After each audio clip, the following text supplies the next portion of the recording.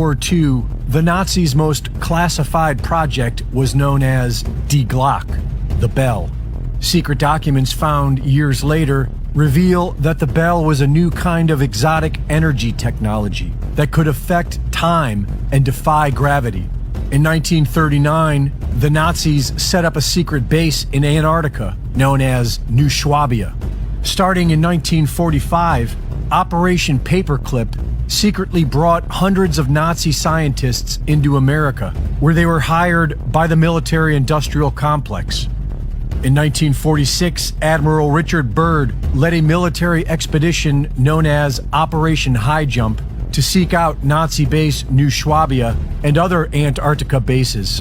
On his way back to the U.S., Admiral Byrd told Chilean newspaper El Mercurio that in the event of a new war, the U.S. would be facing military craft that can fly from one pole to the other with incredible speed.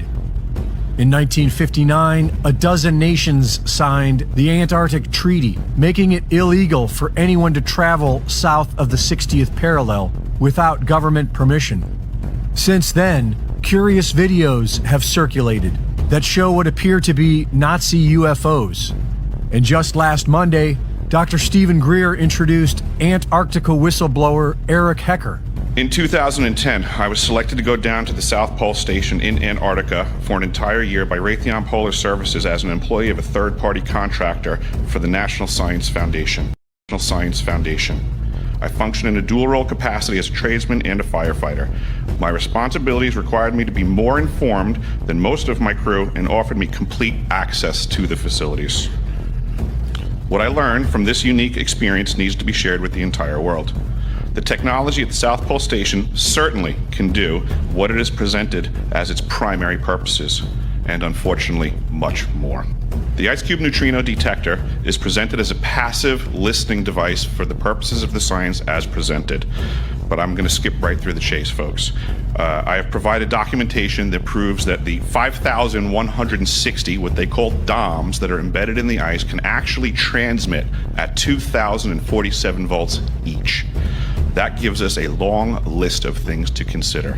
It is effectively a multifaceted directed energy weapons platform that I will list rapidly a few things that it can do.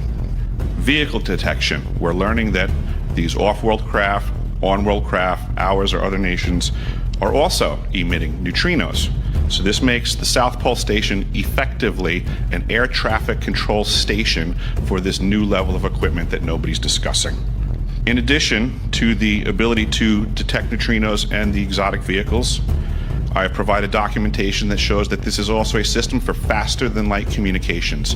In the past, Gary McKinnon has hacked NASA, found the off-world fleet, the list of captains, and it's apparent that if we have faster than light vehicles moving throughout this system, we're going to need faster than light communications. This is that facility. Unfortunately, I have other bad news. The season that I was there, 2010 to 2011, we converted from construction to operations and maintenance in both the elevated station and the detector array. Unfortunately, when they first fired it up, that was when we had the earthquakes in Christchurch, New Zealand. There's 2 incidental shots before they were able to target it correctly. This is an earthquake generating device as well. This is the weapons of war that we have to deal with now and what Raytheon's hiding.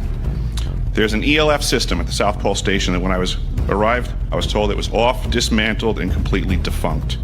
In my work, I will rapidly just tell you, I had to figure out the circuitry for certain other repairs, and I found that this system is in fact completely energized, up and running, and being utilized with the other systems for nefarious purposes as well. The Atmospheric Research Observatory is in what we call the clean air sector. I witnessed myself a very powerful green laser shooting out of the top of this facility into the cosmos. This, I believe, is a secondary form of long-range communications and/or a defense system. A question of power comes into play for all of these facilities that are present. I assure you, I knew what was going on, I knew the load demands of the facility, and all of these new items exceed the demand for the systems that I was presented. I am doing due diligence and research. I believe there is either a secondary power supply there that is either nuclear, that was there prior to the start of the Antarctic Treaty, which prohibits such things, and or that there is some sort of exotic power supply system there that just is not in the verbiage of the treaty, so it negates the responsibility to the parties involved.